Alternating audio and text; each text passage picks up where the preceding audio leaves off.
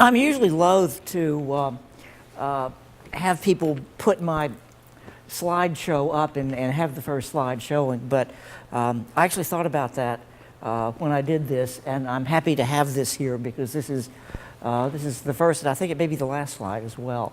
But I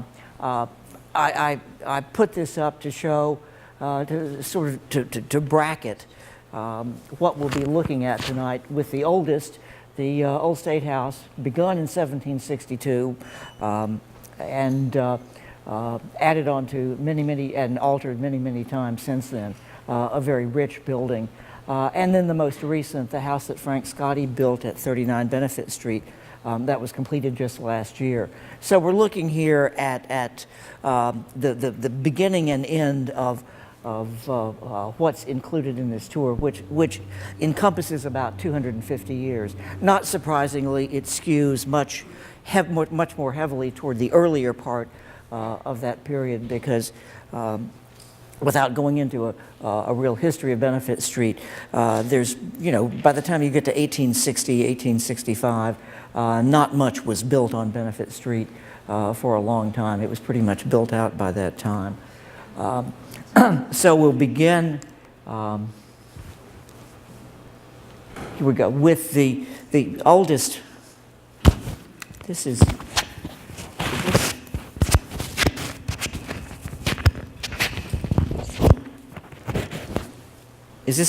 I guess that's a little bit better, it seems to me. With the oldest building included in the tour, and that is the Colony House, the Providence Colony House. We know it as the Old State House, but it was the Colony House, one of 5 colony houses built in Rhode Island in the 18th century. Rhode Island, being the smallest colony and then smallest state in the Union, of course, had to have the most state houses, one in every county. That's a whole other topic to get into.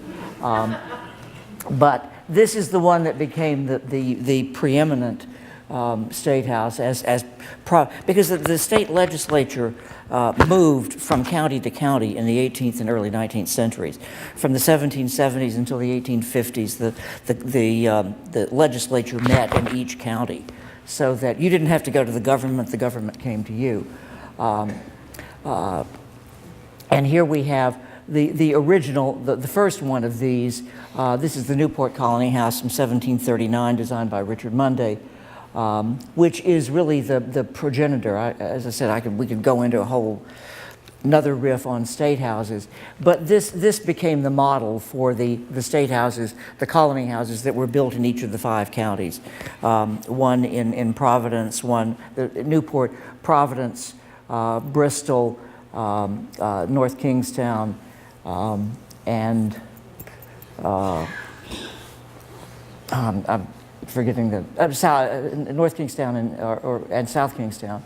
But this became the model for it. This is the smaller, cheaper version. This is 1739. What we have here is 1762. So about almost a quarter of a century later. You have to edit out the later change. This really became the main state house and served as the state house until we built the big marble McKim-Eaton-White building that we know today as the State House. So when you think of state government moving from this to the State House today, you can see how cramped this was at the time. And this is, of course, with many additions. This stair tower was added in the 1850s to eliminate a staircase that existed in this older part of the building. Then the building was expanded toward Benefit Street in the 1860s, more or less doubling it in size, and then with actually a full 3rd story, which these dormers don't quite reveal, but there is a full 3rd story up here. And here we see just some details of that. The building is cited, very consciously cited, when you look at it, and it's one doesn't notice it so much today. But if you think about the fact in the 18th century, in mid 18th century when this was built, 1762, Most of the houses in town were along North and South Main Street. Down at the foot of the street here, there are a few still standing. Most have been moved or eliminated. But this was very commandingly set at the top of a long parade. This open space was created at the same time the State House was, and created to give it a real setting. And you get a sense of that looking up the hill at it here, and then from these steps looking down to the street. This is a building that really proclaims its importance because of its setting, and it's probably the first building in Providence to do that, to be very conscious of where it is and how it sits on the land. So it it really proclaims its importance, and indeed it was certainly the most important building in Providence in the mid-18th century, and proclaims it both by its massing and scale and its setting in this really important setting. It was joined almost immediately by what is really the oldest house on Benefit Street, and this is the John Monte House from around 1762. Built just, you can if you walk out the front door of the old State House, you can see this diagonally across the street, and it really sort of set the tone for Benefit Street. If you think about Benefit Street, and I'm sure that each of you has an image of Benefit Street in your mind.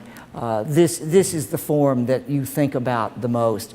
This 2.5-story wood frame building, usually with a large center chimney, and usually with a symmetrical facade with a center entrance, often, as this one is, with a pediment over it. This sort of set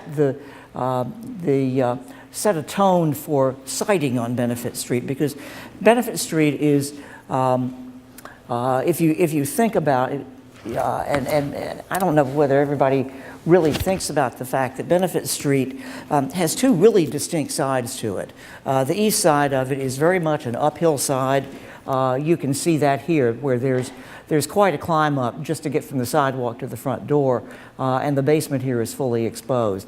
So uphill, Benefit is right in the middle of a steep hill, so that the east side of it, as you can see here, is very much an uphill side, and the west side is very much a downhill side. And we'll be seeing that and how buildings respond to that as we move through this. One of the things that has always stood out in my mind with the Monte House is this end gable, which you can see here, and here's a detail down here. And this is typical of mid-18th century Rhode Island houses, and it may be the only one on Benefit Street.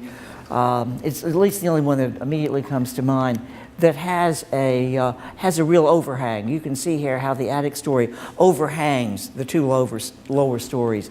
And this is a building technique that you see in Rhode Island in the middle of the 18th century.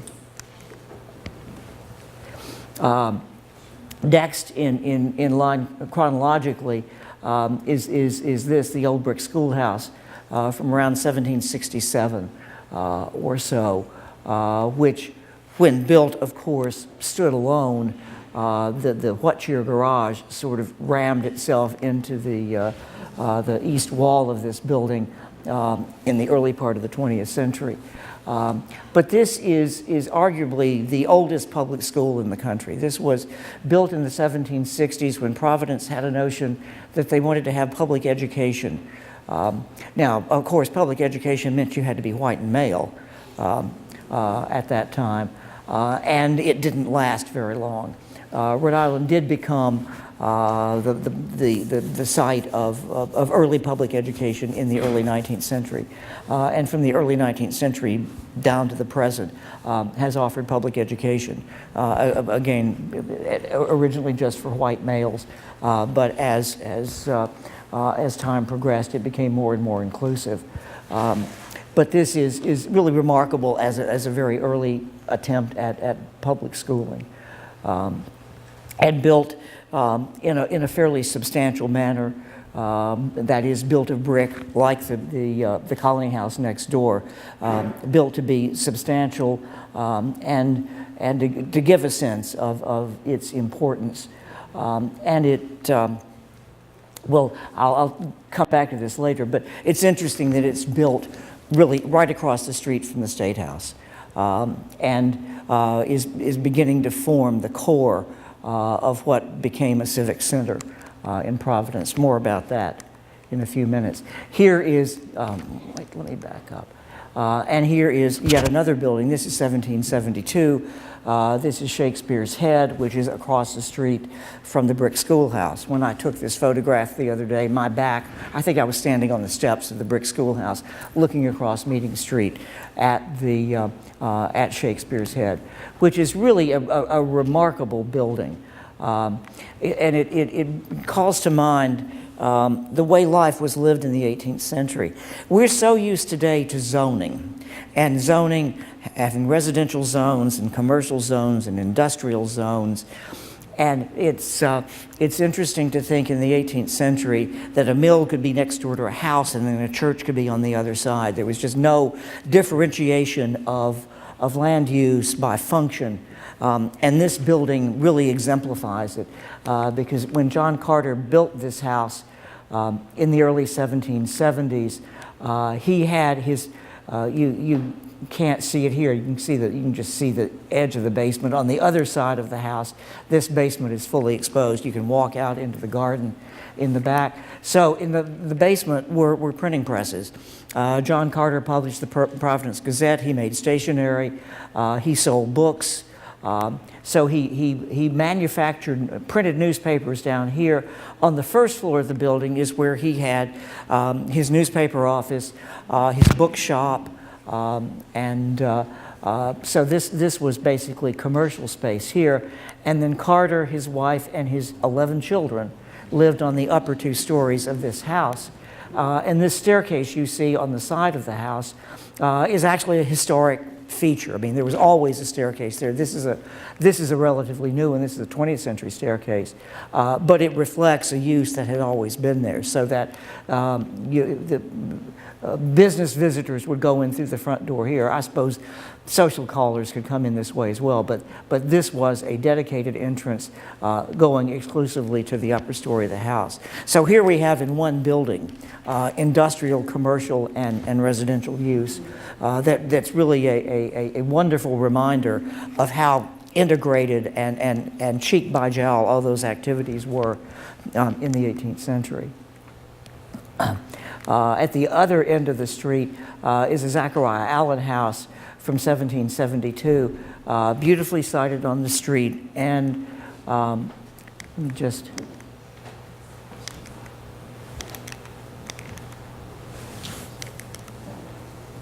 and like the Monte House, with its basement fully exposed,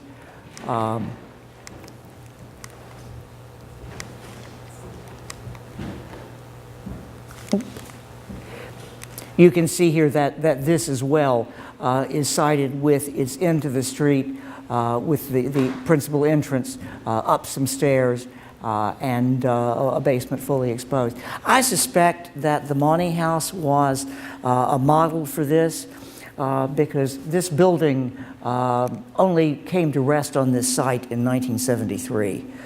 This building stood on North Main Street in what is today Roger Williams National Memorial. And as that park was being created, it was planned as part of the. It was proposed in the College Hill study, a planning study that was published in 1958 and implemented in the years following that. This building was in what was Roger Williams Memorial. And a number of the houses that were in there have been moved to various places, most of them on College Hill. A number of them were demolished as well, unfortunately. But this, I think, very much is following the formula that the Monte House established, with turning the end to the street, principal entrance on the side, and then a fully exposed basement on the street itself. But here we have 2 buildings from the early 1770s. Shakespeares Head and the Monte House that give you a sense of the look and scale of houses from this period.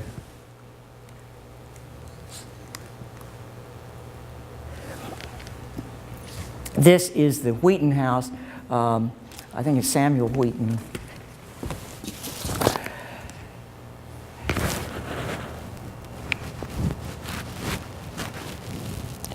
Seth Wheaton House.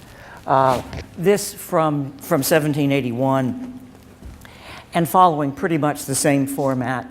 This 5-bay facade, center entrance with a staircase, a double-run staircase to get you up to the front door. You can see here that there is a remnant of a center chimney. The center chimney has long since disappeared, and there's a full staircase in that house now. But this very much looking like so many of the 5-bay facade center entrance houses on Benefit Street from the third quarter of the 18th century, or actually last quarter of the 18th century into the 19th century. But what's fascinating about this is how it has changed over time. And you see here the facade, looking at it from a slightly different angle. You can see here bay windows that were added sometime in the 19th century. And then you see these extensive L's that go back. This is, this window here is that window there. So we're looking up the lane that goes up, and you can see how this house has just grown and grown and grown. And we're kind of walking around it so that you get a sense of that. And this is what happened to houses on Benefit Street in the 19th century. This L here, we're seeing here. These bay windows are those bay windows. And then when you look at this, you see this little courtyard here. This is the courtyard created by these two massive wings.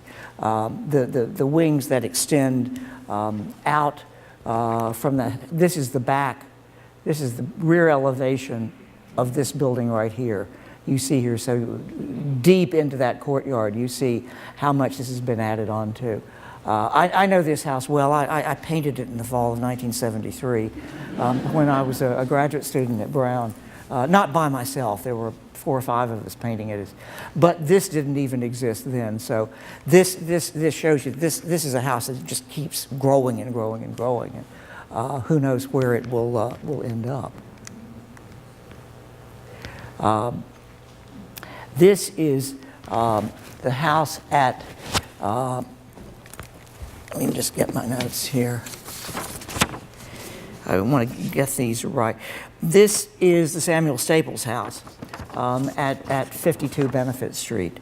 And this is at the north end of the street, a very typical Benefit Street house. Again, you can see here the center chimney. It has a center chimney 5-room plan. This house is now, and I think will be when you go to see it for the festival, is for sale. It's unoccupied, so that for those of us who like architecture and like understanding space, you really can get a good sense of what the spaces are in this house, because at least I always look at things that way when they're empty and unoccupied.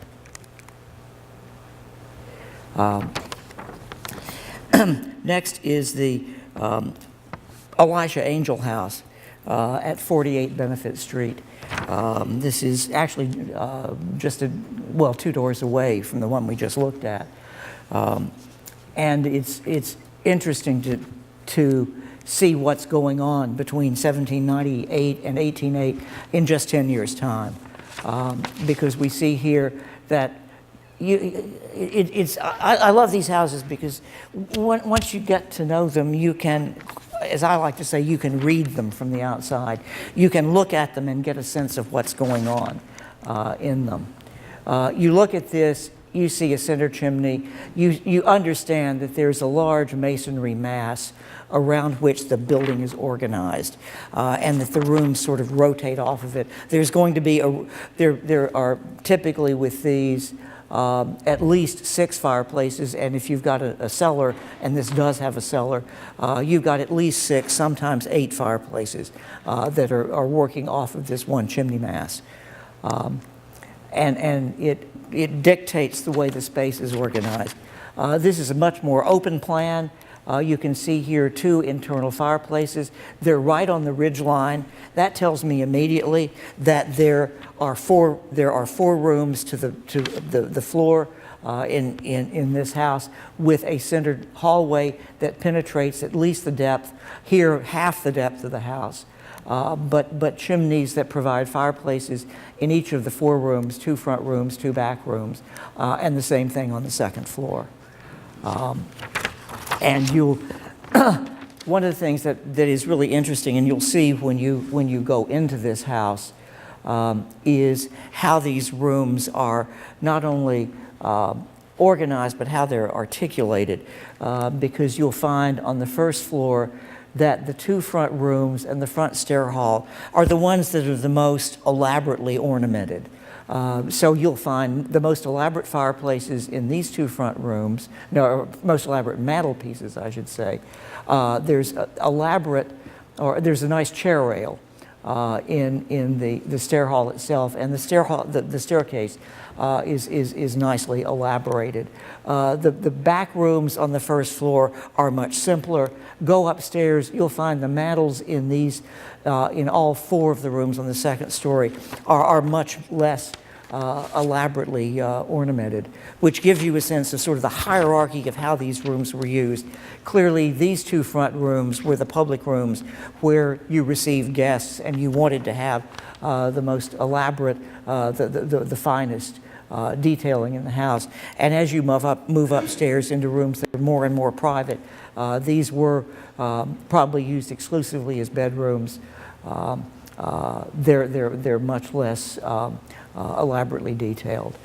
We don't know as much as I think we'd like to know today about how rooms were used in the 18th century. I think they were used much more fluidly than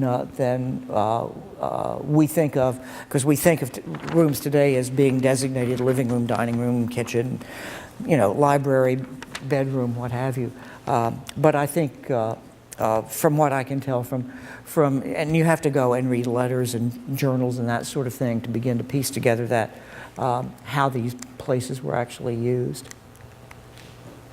I just put this in to give us a sense of the kind of progression of the way doorways are treated in the 18th century. This is Shakespeares Head at 21 Meeting Street from 1772.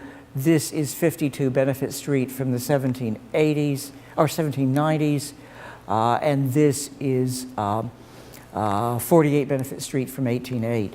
So we see here in both of these pedimented doorways flanked by pilasters, this with a transom light, this without, and then by 1808 a much simpler treatment with a console bracket over the front door above the transom light. And you can see here the difference in the way the transom lights are treated. This just with 5 simple lights. This much more, this much larger with leaded interlocking arches that give it a very graceful and very delicate. This has a whole lot more delicate feel to it, typical of what you'll find in the early 19th century than these 2 pedimented examples from the late 18th century. This is the Samuel Weldon house from 1828, probably with a later, probably 1840s entranceway. This is a relative newcomer to Benefit Street. This was built actually on Branch Avenue. Weldon was a mariner who lived on Branch Avenue, just off of North Main Street. And this house was moved to this site in I'm trying to think, 1973, 1974. Within my memory anyway. A very simple, small-scale, four-bay facade house, very much of the size and scale of the other houses on Benefit Street. And this is the Providence Arsenal, the Providence Marine Corps of Artillery Arsenal from 1839, designed by James Buckland, whom you know probably best as one of the architects of the arcade. Buckland was born in the early part of the 19th century, died around 1890 or so, and arguably with Russell Warren, with whom he partnered, the first individual in Providence that you can actually say was called and practiced as an architect. Buckland started out as a builder, but as his career progressed, he spent less and less time with his hands on buildings and more time with his hands on drawings. And this is a building that comes about as he's reaching his early maturity. He was probably around 40 or so, maybe a little bit younger than 40, when he built this building. And it's interesting to track Buckland's career and watch and compare the buildings that he built over the course of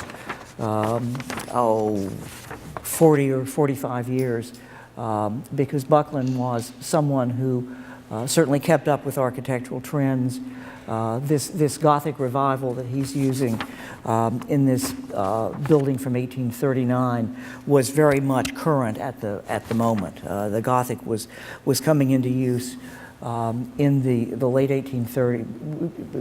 In the late 1830s, really hit its stride in the 40s and 50s, and was used most commonly for public buildings, certainly for churches. This is when you start seeing a lot of Gothic revival churches. If you think of probably the most highly visible one preeminently in Providence is Grace Church, the corner of Mathewson and Westminster Streets from 1845, designed by Richard Upjohn. But Gothic was used a lot for arsenals like this one. And this is this is done, of course, as it should be in a building that was capable of being fortified. I doubt that anybody ever really fired guns out of these windows. Even during the Door Rebellion of 1842, which followed 3 years after this building's construction, armories often show up in this country when there is a tension in the air about uncertainty and about things that you may need the military to step in. And of course, that happened here with the Door Rebellion in 1842, just 3 years after this building was constructed. The Henry Drown House from 1851 at 125 Benefit Street. And you'll see here that it's following in the footsteps of the Monte House at 135, which is actually 2 doors away, 2 doors south of here, but the same kind of siding, the principal elevation facing the south, and a full basement story exposed on the street elevation, and then the principal entrance reached by major stairs. What's interesting is that with all of these houses that turn their principal elevations to the side street or to a private lane, such as this one going up the hill, these buildings are all, of course, turned to face south. They're not going to face north because you wouldn't get the light. So this is like all these others that turn their sides to the street facing south so that it gets a good southern exposure in the principal rooms, which are on the first floor. And of course, the choice chambers, bedrooms, are also on the south elevation of the house.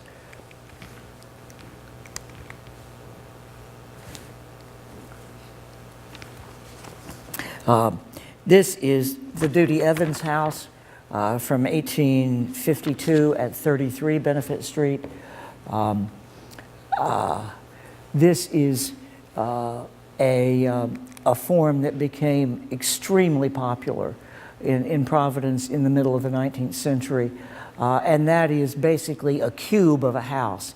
And you can see that it's just about as deep as it is wide,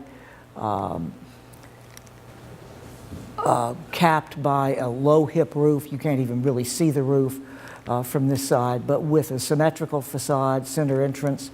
What's interesting here is how this is basically organized and articulated to look like a massive single-family house, when in fact it's a double house. If you look here, you can see there actually is a wall that separates these two front doors, this going into the north unit, this going into the south unit. But as you walk by it or drive by it on the street, it gives very much the impression of being a large single-family house. But when you go inside and see it, and see the organization, and when you do go, it's the, it's the southern half of the house that's, the southern half, this side, that's being open for the festival. You'll understand immediately that this was built as a single-family house. You go through this doorway, and directly in front of you is a very ample staircase with monumental newel post and heavy balusters and heavy handrail going up the stairs. This is not something that was thrown in when somebody converted it to two-family use. No, this was built as a double house, as many houses were in the mid-years of the 19th century. And you'll see houses like this all over all over College Hill in particular. They existed elsewhere, but those that existed downtown, of course, are no longer there. But a very familiar form, and one you should just kind of keep an eye out for as you look around and look at houses in this part of town.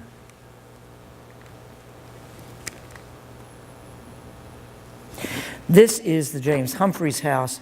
This is 1863, 1864. This is designed by the architect Alpheus C. Morse, as was, if I didn't mention it earlier, 30 Benefit Street is also a house by Morse, and there are a number of houses that Morse designed along Benefit Street from the 1850s and 1860s in particular. As I said, Benefit Street was pretty much largely built out by the time of the Civil War.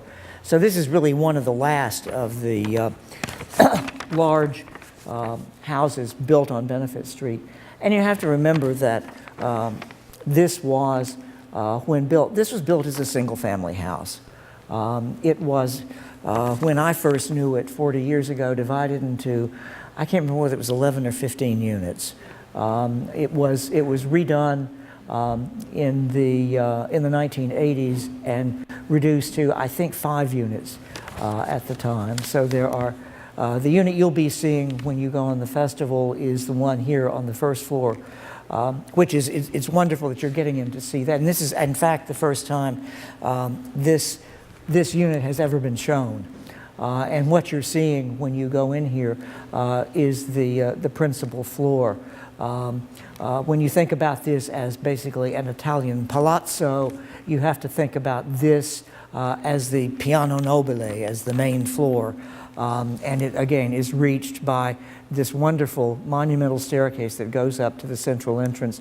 There's a central hall that penetrates most of the depth of the house. 2 wonderful double parlors that exist on this floor with wonderful views out to the west.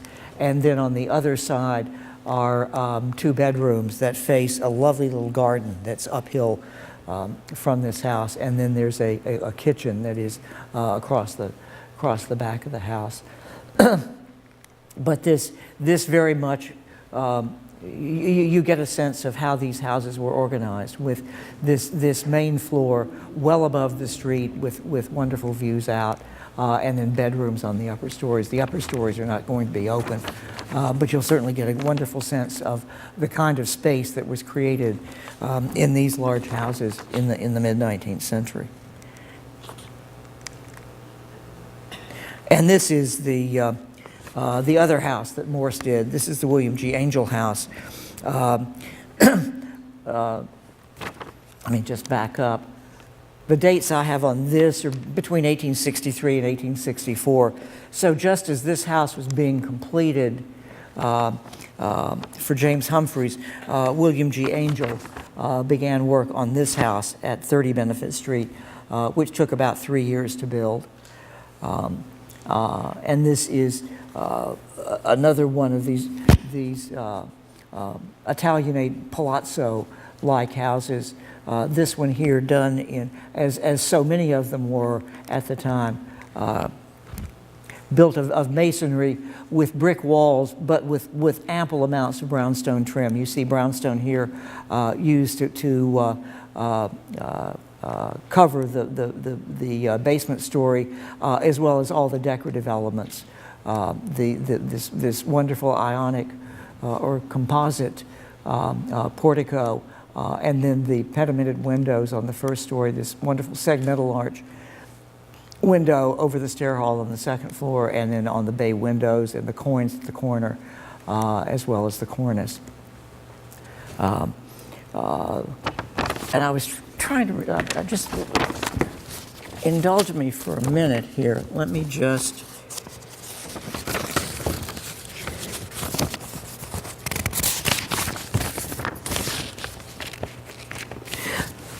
yeah, this is worth going to my notes, my entry for the festival book. This was written about in the Providence Journal when it was completed in 1867. And it was built of Danvers pressed brick in, quote, the Florentine style, as the Providence Journal called it. And it was built at a cost of $75,000. Now, the program I used on my computer to convert $1,867 into $2,016 gave me a figure of around $2 million. So that gives you a sense of what this, which is probably not that far off from what it might cost today if you built it. I don't know if you certainly couldn't get the materials for that amount of money, but just using standard available materials, yeah, I can well imagine that it would cost at least $2 million to build a house like this. And it included not only the house, and again, this was a single-family house. And you see here just a detail of that very elaborate entrance with a double entranceway. But you also, and it's, again, now the leaves are coming out, it's hard to see, that this property includes not only the main house, but also a very large carriage house. And if you, when you view it from North Main Street coming up the hill, you can see how large, oops, that's not what I meant to do.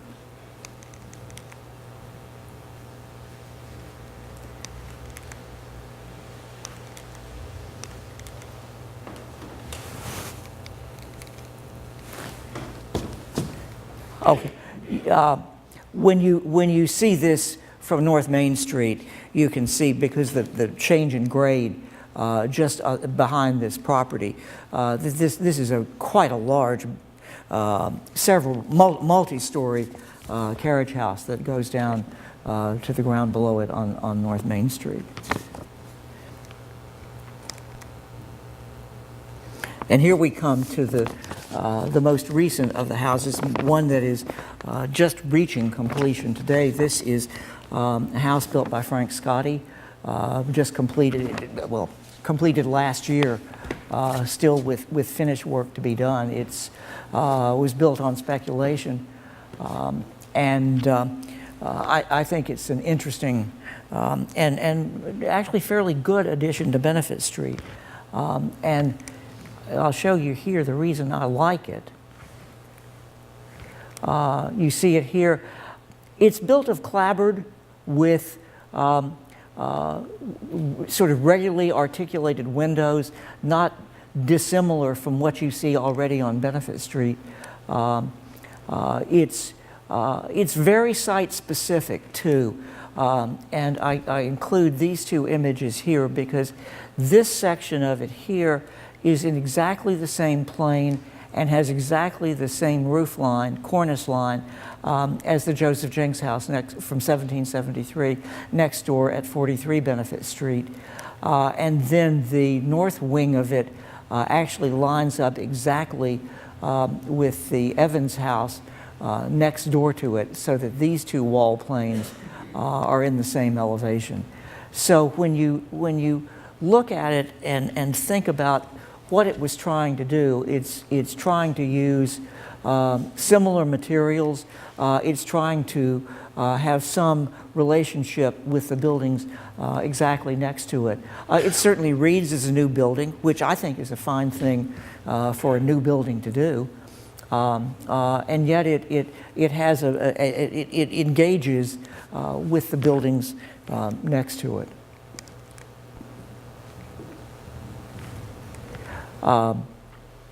So this is just sort of a summary of what we'll be looking at the festival, and that is some of the best institutional buildings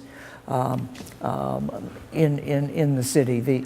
The old State House, the Brick Schoolhouse, Shakespeares Head, the Arsenal, buildings that really anchor and provide a lot of activity to the neighborhood itself.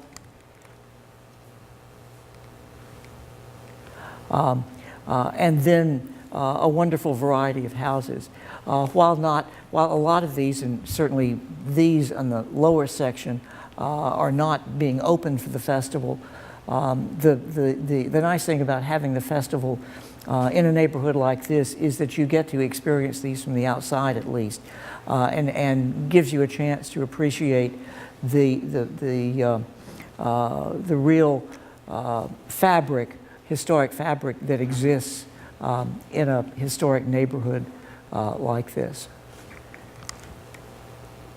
And with that, I will end, and I thank you very much for your attention. If you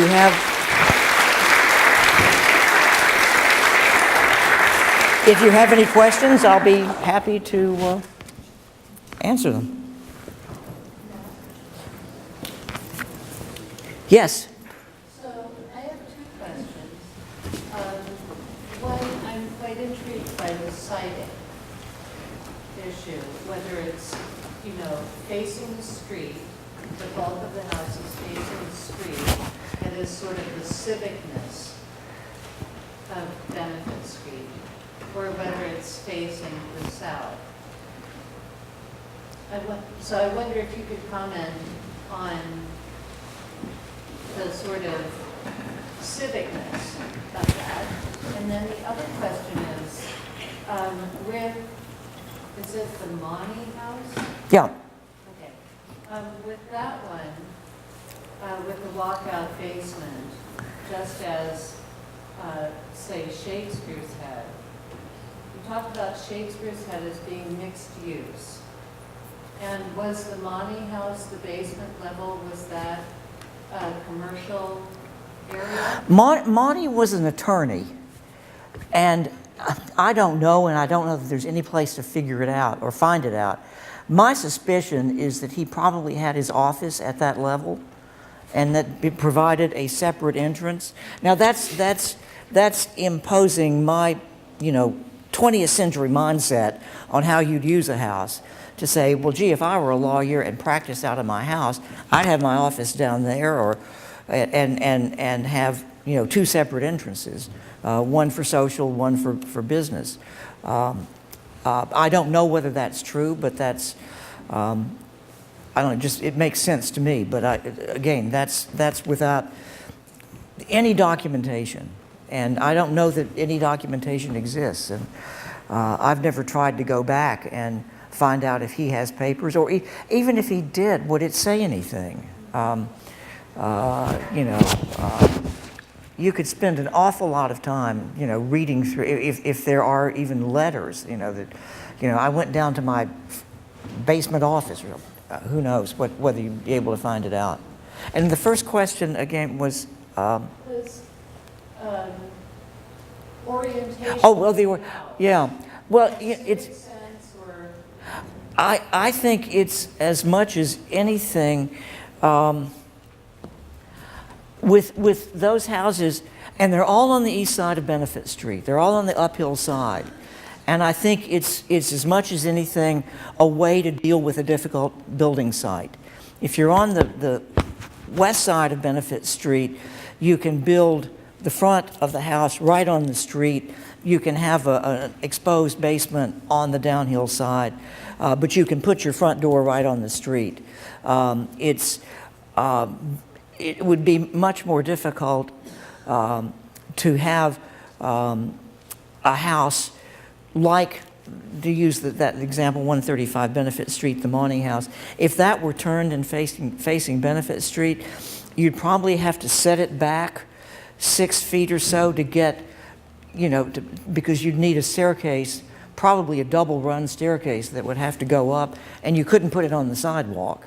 So I think it's just a matter of convenience. If you just turn it 90 degrees and have the front facing south, you get the advantage of having full sun in your principal rooms, and you get you're building your entrance sidewalk, your entrance staircase on your own property, and not impinging on the street outside. That's, yeah. Yes? Can you say something about the lot size and the plotting of the plots by the city, or how those lots were developed and designated? Oh.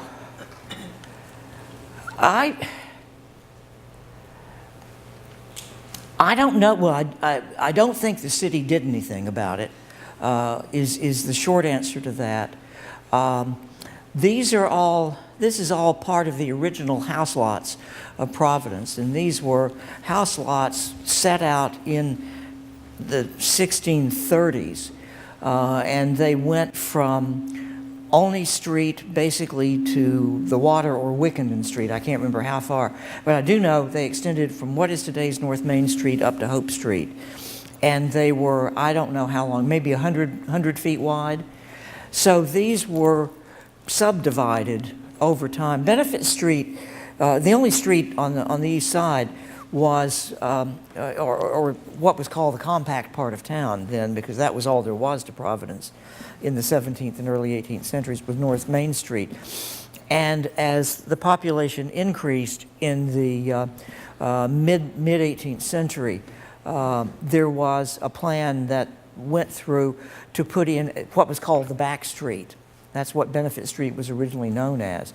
And they had to negotiate for quite a while with all the property owners to get them to give up land along, you know, what was the middle or, you know, most of their houses were on North Main Street.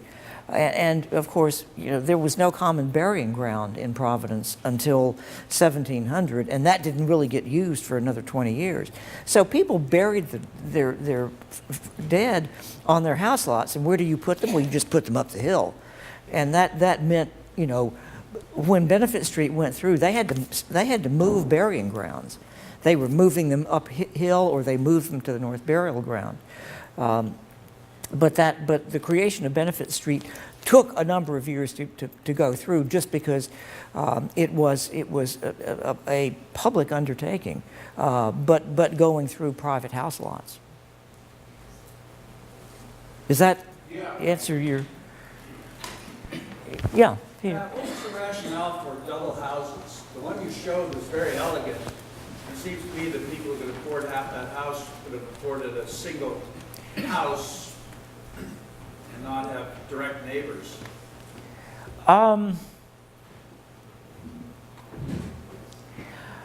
The short answer is I really don't know. My take on that, and you know, and no one's actually ever done a study on this. You'd have to go and look at all of these. I don't know if when that house was built, if Evans owned both halves of it. I do know I can think of, and don't ask me to cite which one it is, but I have in research over the years found houses like that where somebody built the house, lived in one half, and rented out the other. And it is a way of building a substantial, stylish house and getting some subsidy for it without the. And I think by the mid-19th century, there were enough double houses around that, and they were not thought of the same as rent houses or something like that, because there certainly are. I can think of along Williams, John Arnold, there are double houses there that were built as double houses.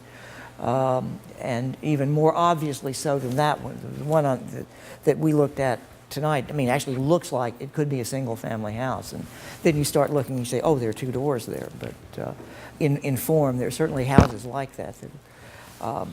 But I don't think there was a stigma attached to double houses at that time, because there were certainly plenty of people who were living in them. Yes. You mentioned the old State House Yes. on Benefit Street. I remember it as a Six Sister Court. Yes. I spent many hours there in the 60s and 70s. And with the jail cell in the bottom. Yes. Yes. What about Antoinette Downing? What she very prominent in preserving these houses on Benefit Street? Well, Antoinette herself had nothing to do with that, and she would have said that. Antoinette wrote about them, talked about them, promoted them, but Antoinette was not actively involved in the actual preservation of these houses. People like the person you need to think of who put her money where her mouth was Beatrice Chase, Happy Chase, who bought, I don't know, 30 or 40 of these houses. Antoinette played a tremendous role in promoting this, promoting the historic College Hill, and of course she was actively involved in creating the College Hill study, which was the first study in the country that looked at a neighborhood of 2,000 buildings and made plans for its preservation. And she was instrumental in thinking about what to do and how to do it. She just didn't do it herself. Happy Chase took what Antoinette had recommended, and Happy and Antoinette worked together. I mean, they were good friends as well. But after this College Hill study had come home, Happy apparently went home. The story Antoinette told, Happy went home and said to her husband, well, Malcolm, I think I'm going to buy one of these little houses and fix it up. And he said, Happy, don't buy one, buy 20. And she ended up buying like 40 of them. And so much of what happened on Benefit Street was thanks to Happy Chase going in and doing a critical number of these. And once she did it, it encouraged other people to do it. One of the houses that's being open on the tour, I think it's 48 Benefit Street. Following her example, Nelia and Bob Goff went in and bought 48 Benefit Street. And they were the first couple to go in. They bought the house and fixed it up and lived there until Nelia died, not all that long ago, for 50 years or so. But no, Antoinette didn't actually get involved in that in terms of putting money in. Well, Antoinette didn't have any money to put into it. And she'd be the first to tell you that. She did buy and restore her own house on Power Street. And she was certainly someone who gave a lot of advice and moral support to people who did this and was very much involved in it. But you don't look to Antoinette as somebody who actually did the work itself. Yes? Yeah, my question involves the Brick Schoolhouse.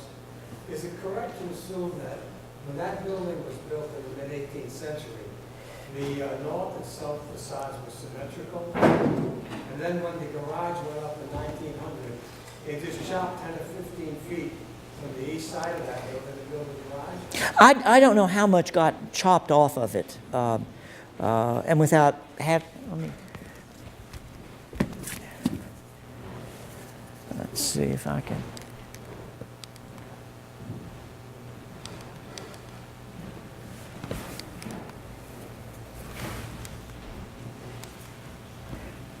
It's going to take me a minute to get back to it.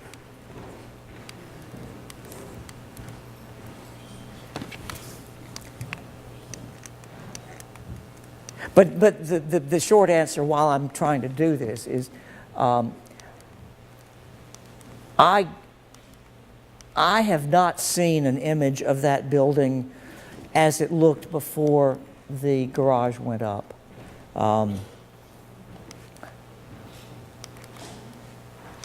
And I'm just trying to think where you might find something like that.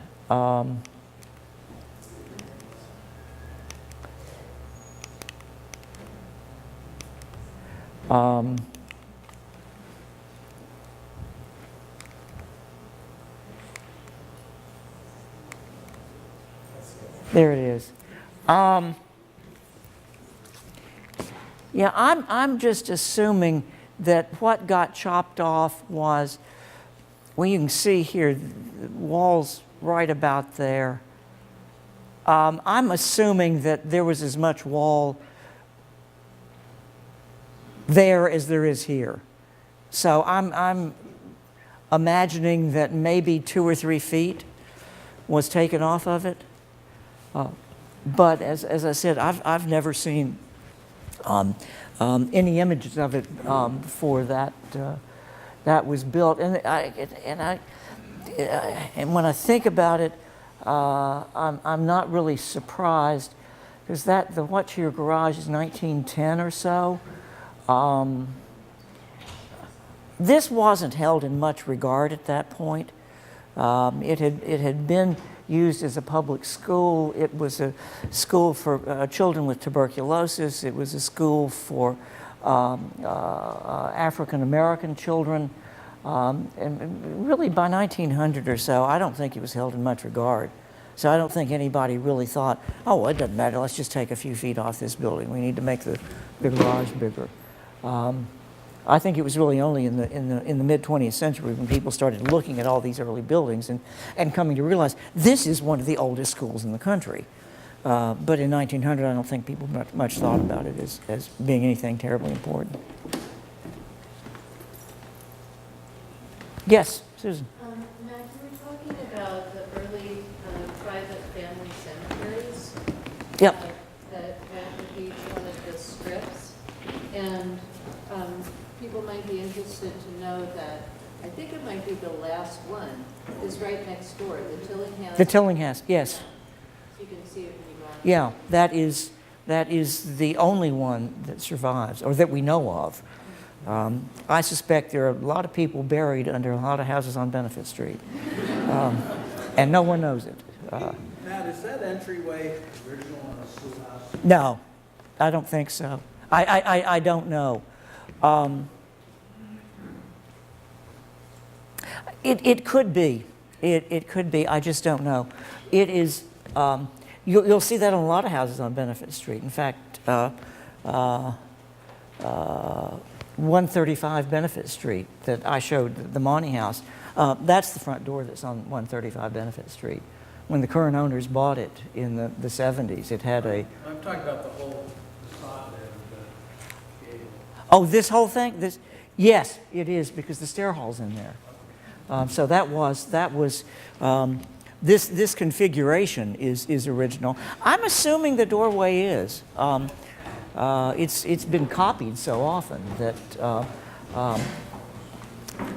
and I don't know that it isn't. But I think that, I think, I mean, you can see. Oops. You can see this. This was a fresh air school in the early 20th century, where children with tuberculosis studied. And of course, the best thing you can do for children with tuberculosis is is knock out the walls and have fresh air for them. So there are photographs of these poor children with tuberculosis with this big window knocked out. I mean, it was just a screen, sitting there huddling in their coats. But that was what apparently was supposed to cure tuberculosis in the early 20th century. But that's the reason for all this change in brick here, because this was in the mid 20th century. This was all put back. A picture window. Yeah. But to get fresh air into it. Anyone else? Well, thank you very much for coming. Let's